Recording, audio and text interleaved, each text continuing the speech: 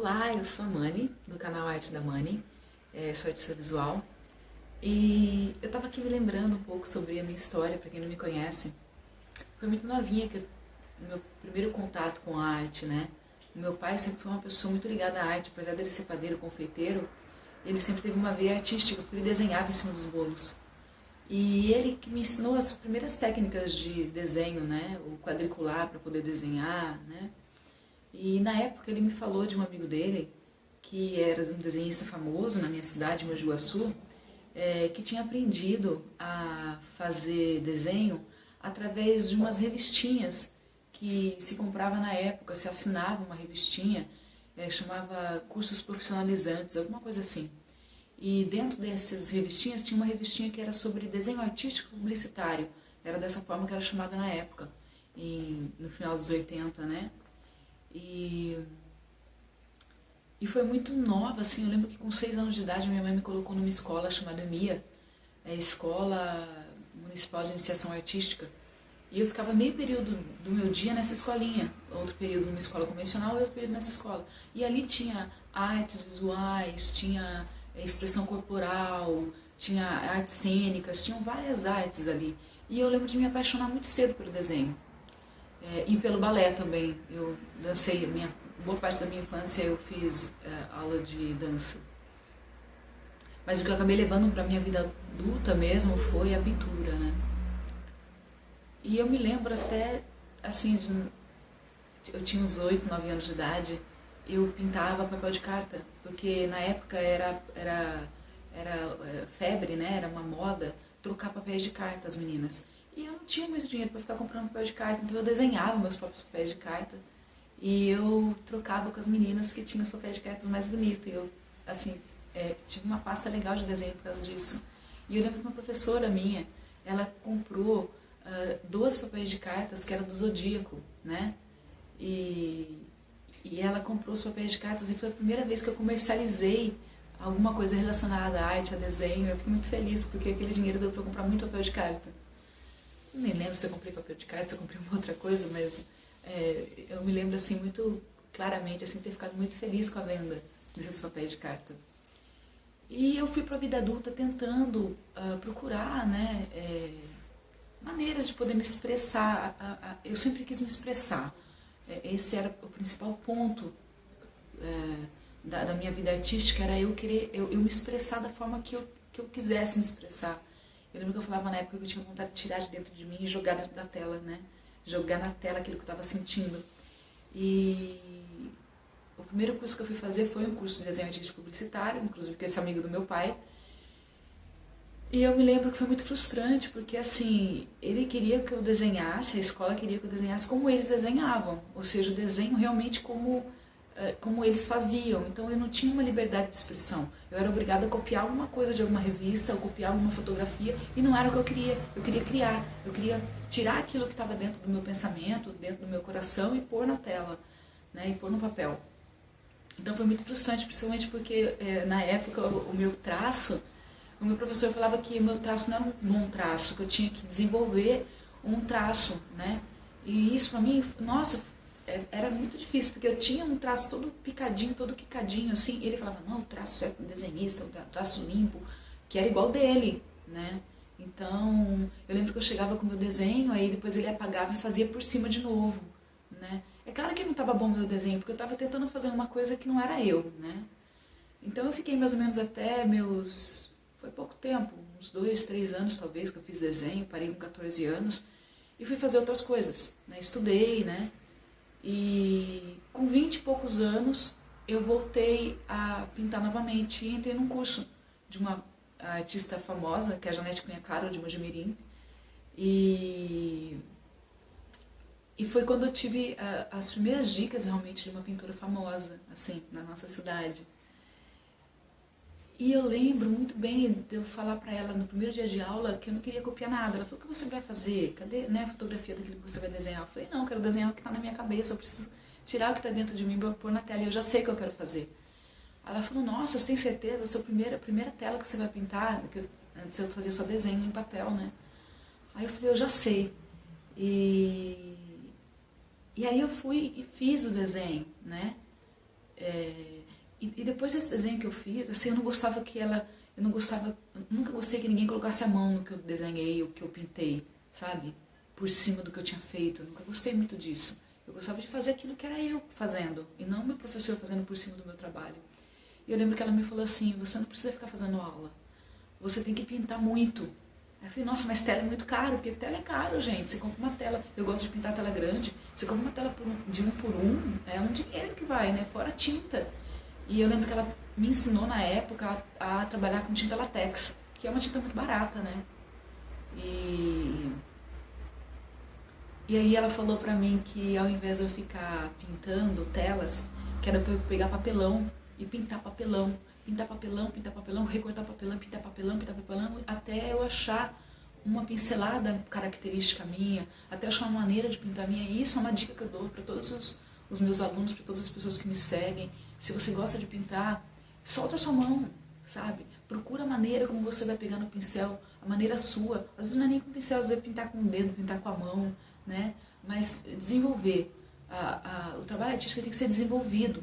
Não adianta você achar que você vai pintar um quadro e esse quadro vai ficar bom, sabe? Pode ser até que por sorte ele fique bom, mas ele vai ficar bom mesmo quando você tiver feito muitos. Gente, é como qualquer outra coisa na vida.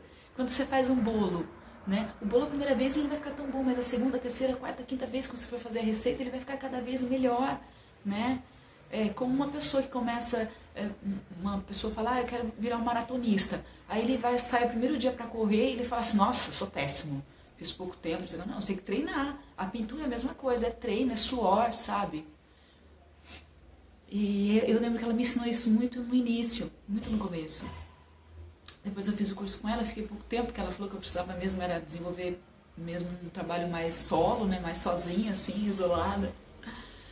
E depois eu fui fazer um curso com a Vera Ferro em Campinas, foi um curso muito legal também que eu fiz, uma artista muito famosa na minha região. E inclusive foi com ela que eu tive acesso a Betty Edwards, né, a trabalhar com o lado direito do cérebro, que é a coisa que eu sou muito apaixonada e o que eu levei muito para o meu trabalho. E foi nessa época, né, que eu desenvolvi muito, tanto o meu trabalho com as tintas, né, que aí eu passei para acrílica, passei depois para tinta a óleo, e conheci todos os tipos de materiais, desde o giz pastel, o giz óleo, né, todos os tipos de materiais mesmo, caneta, trabalhar com café, trabalhar com terra, né, eu experimentei de tudo, experimentei cerâmica, né. Eu acho que é legal isso para o artista quando ele está no início, ele ter essa gama de coisas assim disponíveis. Eu tive sorte de na época poder me dedicar a isso dessa forma, né. E eu me lembro que foi a ideia do meu primeiro trabalho forte mesmo, assim, foi um trabalho chamado Cirandas e Trovas. Foi um trabalho que eu fiz mais de 15 quadros. Eu vendi quase todos eles, eu não tenho mais nenhum comigo para vocês terem ideia. Ou eu dei, alguns eu dei, né, claro, mas a maioria foi vendido. E, inclusive foi para uma clínica médica. E que foi um trabalho assim que eu consegui comercializar. E depois veio o trabalho mais forte, que foi o chamado 12, onde eu tinha 12 amigos, eu perguntei para eles se eles queriam que eu pintasse eles. E eu pintei de uma maneira onde eles não conseguiram não comprar o quadro. Então, depois dessa exposição dos 12, aí eu fiquei muito conceituada, eu comecei a receber muita encomenda. Então, eu pintei mais de 50 quadros, só de rostos, só de retratos, né? Isso é uma coisa que tem, quando você consegue fazer um trabalho legal de rosto, é uma coisa que é vendável, né? Você tem um poder, assim, as pessoas gostam de se ver, né? Ainda mais quando elas se veem pelos olhos de uma outra pessoa, não só uma fotografia. Fotografia, você quer fazer uma coisa que é você como você, você tira uma foto e põe na parede.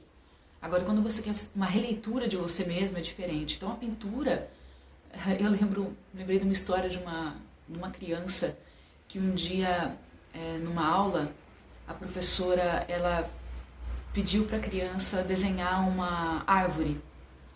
E a criança, a gente sabe, né, que a gente é muito podado desde a infância. A gente vai no pré-escola, a professora desenha essa maçã, pinta de vermelho. Desenha essa árvore, pinta de verde e de marrom, né? Não é assim? A gente não tem, é muito raro uma professora que deixa a gente tirar, né, a nossa emoção e trazer ele para o desenho. A gente é obrigado a entrar dentro de uma caixa desde a infância, né? Inclusive eu estou fazendo um vídeo, né? Estou organizando um vídeo para falar sobre isso, sobre essa coisa, como é forte a influência da nossa infância na nossa construção de formas, né? É bem legal. E eu me lembro que essa criança, a história é assim, a criança ela desenhou uma árvore e a professora chegou para a criança e perguntou por que a criança tinha pintado aquela árvore de cor de rosa. Ela tinha pintado a árvore de pink. E a professora falou assim, por que você pintou essa árvore de pink? A árvore não é pink, a árvore é verde. Aí a criança respondeu, professora, mas aqui não é uma árvore, isso aqui é um desenho, isso aqui é uma pintura. Né? O quadro não necessariamente ele é uma árvore, ele é uma pintura. Então a pintura ela pode ser feita da cor que você quer. Então é bonita essa coisa da criança, né? A criança ela tem um relacionamento com a arte e uma cabeça muito mais aberta do que um adulto, né? Então, por isso que tem tantos desenhos fantásticos de criança, né? E por isso que tem muito artista que quando traz essa veia infantil para o trabalho, fica um trabalho muito verdadeiro, muito forte, né? E eu tô mais ou menos no meu trabalho de doce, que eu estava falando para vocês, né? Das encomendas que eu tive. E depois disso eu me dediquei à minha vida espiritual por 10 anos. Eu fui para a Índia, eu segui o meu guru. Foi quando o meu nome eu passei a ser chamada de Mani, e não de May Claudino, que era o nome onde eu assinava minhas telas no início. E é isso, agora eu tô nessa fase com 43 anos de idade, com uma menininha pequena, e eu resolvi fazer esses vídeos, né, principalmente falando sobre o lado direito do cérebro, porque pouquíssimas pessoas têm acesso, apesar do livro da Beth Edwards existir em português, ele é escasso, ele não tem mais à venda, né, você só consegue comprar usado, ele não tem, a edição foi esgotada. E é um trabalho que é muito interessante quando você leva isso, seja lá em que nível que você está de desenho, é muito interessante quando você para perceber que você tem uma outra maneira de desenhar, né? Quando eu conheci o trabalho do lado direito do cérebro, eu já desenhava relativamente bem, mas depois que eu conheci, tanto a minha pintura quanto o meu desenho deu um salto qualitativo, sabe? Muito grande, né? Tanto no desenho quanto na pintura, né? E a pintura ainda é mais forte, porque quando você abre a cabeça para a pintura, né? Quando você abre a cabeça para a cor, isso é muito difícil. A gente é podado o tempo todo, né? As pessoas falam assim, ai, você não pode misturar verde com vermelho. Ai, não pode usar cinza, porque cinza só grandes artistas que usam, é difícil de usar. Ai, não pode não sei o quê. Gente, sabe? O que não pode? Eu posso o que eu quero dentro da tela, que é minha, que é o que eu estou pintando. Quem está pondo o nome na tela sou eu, sabe? Acho que a gente tem que tomar cuidado com esses tipos de aulas, sabe? Ah, isso pode, isso não pode. Pode aquilo que você quer, pode aquilo que você acha que pode ser que fique legal, né? Pode ser que não tenha ficado... Desculpa.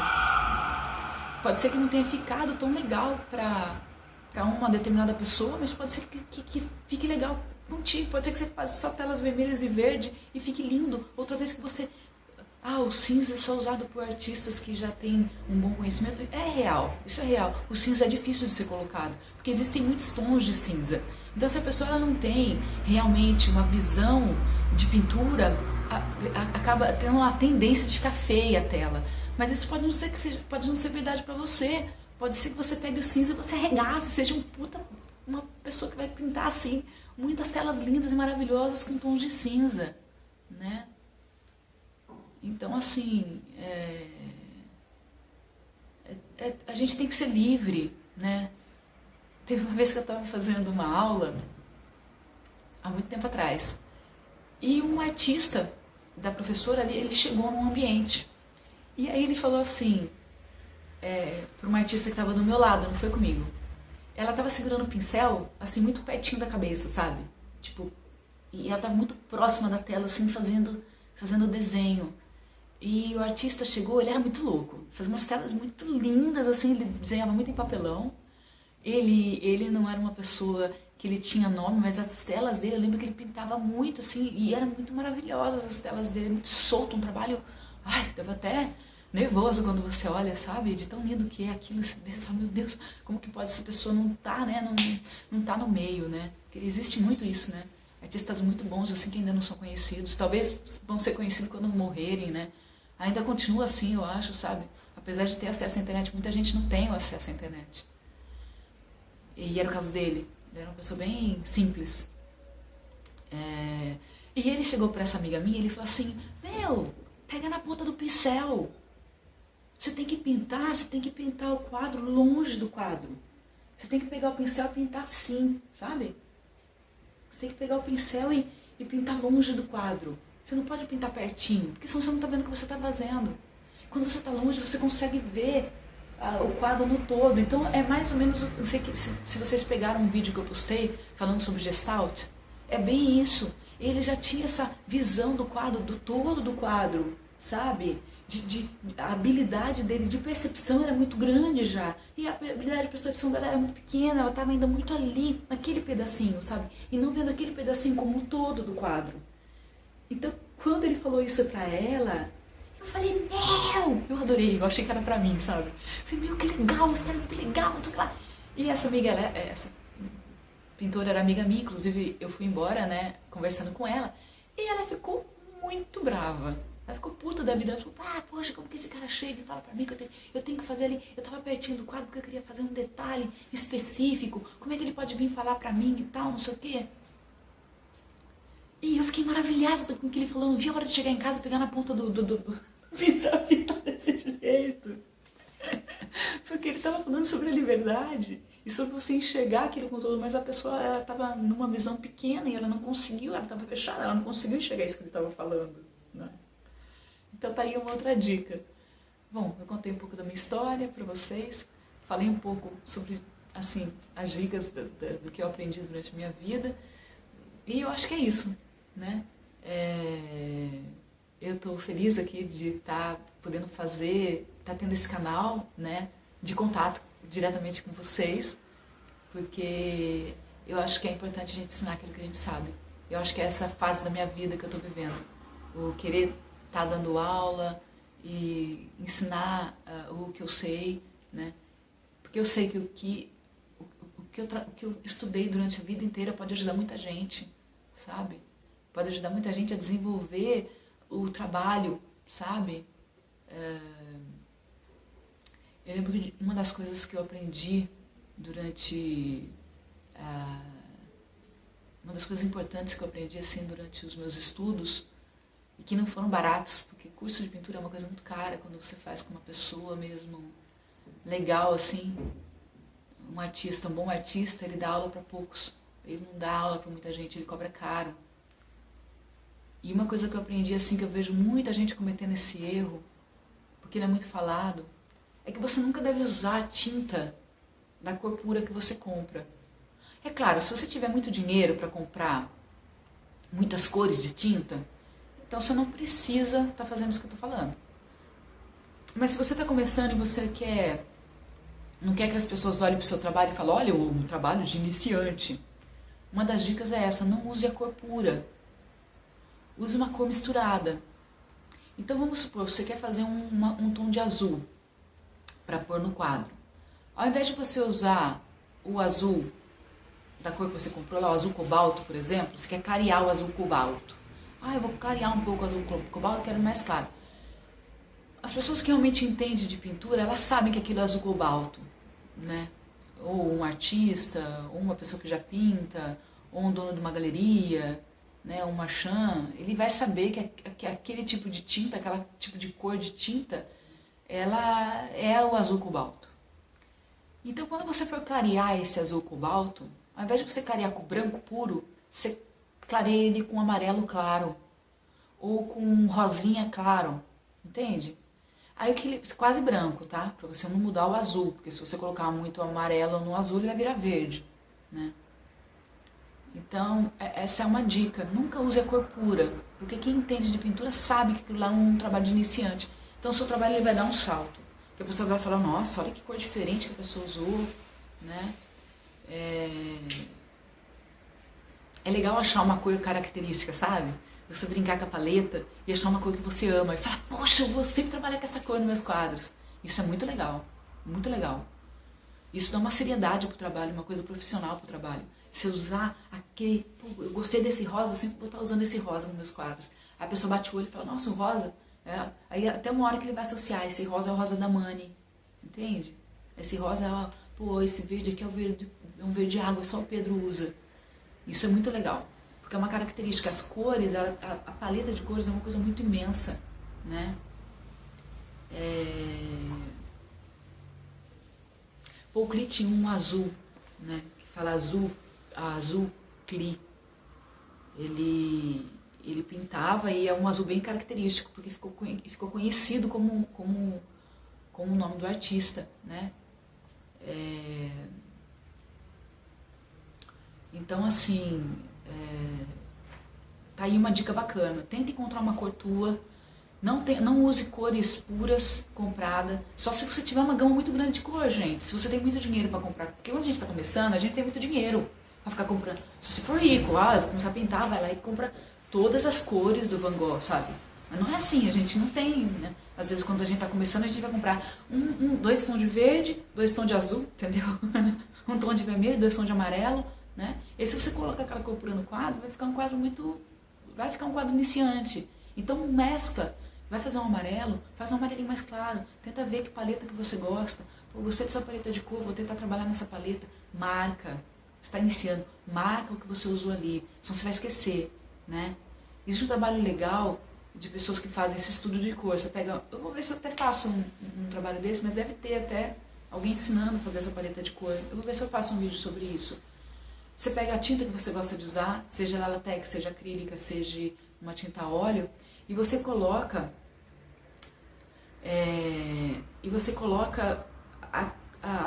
você vai fazendo quadradinhos das cores. Então você põe o azul cobalto, e aí você põe o azul cobalto com rosa. Aí você põe o azul cobalto, entende? Com o azul turquesa. Aí você vai fazendo uma paleta sua de cor. É legal esse estudo, porque você vai descobrindo cores novas. Eu vou ser sincera, que eu sempre preferi já testar, já brincar e já levar isso para a tela, e eu gostava muito de ir para a tela. É verdade. Eu não gostava muito de ficar fazendo esses trabalhinhos, e eu gostava de já produzir muito, né? Desde sempre, eu sempre gostei, né? Então é isso, gente. Eu criei esse site, eu criei essa página no Facebook para ser um canal, para a gente poder falar sobre arte, para a gente poder falar sobre um processo artístico, né, como melhorar o trabalho, né, com o que eu sei, com o que eu aprendi. A gente tem um site, né, nesse site a gente tem a inscrição para uma masterclass que a gente criou sobre o lado direito do cérebro. Gente, é muito legal, são 3 exercícios bacana. O primeiro exercício é aquele exercício vaso-rosto, mas só que é um exercício assim, colocado com uma maneira que é para ser feito, né? Eu já fiz o vaso-rosto, né? Que um lado é um vaso, um lado é um rosto. Mas de repente você não usou as técnicas que era para você ter usado para você conseguir fazer o acesso ao lado direito do cérebro, entendeu? Eu não sei onde vocês estão, se vocês estão no Instagram, se vocês estão no Facebook, se vocês estão no YouTube, mas clica aí embaixo, se inscreva no meu canal, sempre vou estar colocando coisas inovadoras, tá? Coisas diferenciadas para vocês conseguirem melhorar mesmo, né? Sabe? Tipo, e pra mim também é legal porque eu tô voltando a pintar agora. Eu tô num processo criativo bem intenso. Logo eu vou estar postando telas novas pra vocês. E é legal. Eu vendo a curtida de vocês, me incentiva no meu trabalho. E eu acredito também que eu vou estar incentivando vocês postando aquilo que eu sei, aquilo que eu aprendi durante a vida. Tá bom? Então eu fico por aqui. Eu agradeço vocês aí por terem me assistido até o final. Clique embaixo, faça a Masterclass. Me falam depois o que vocês acharam, porque é muito importante para mim ter esse feedback para poder continuar. Porque esse canal, ele tá sendo feito para isso, né? Para estar fazendo essa troca, né? Se tornar uma professora ou não e ganhar por isso é uma coisa mais futura. Mas agora, de cara, esse canal ele foi feito pra isso, pra abrir mesmo e poder dar um pouco daquilo que eu sei, tá bom? A gente se vê do lado de lá, se inscreve aí. Até mais!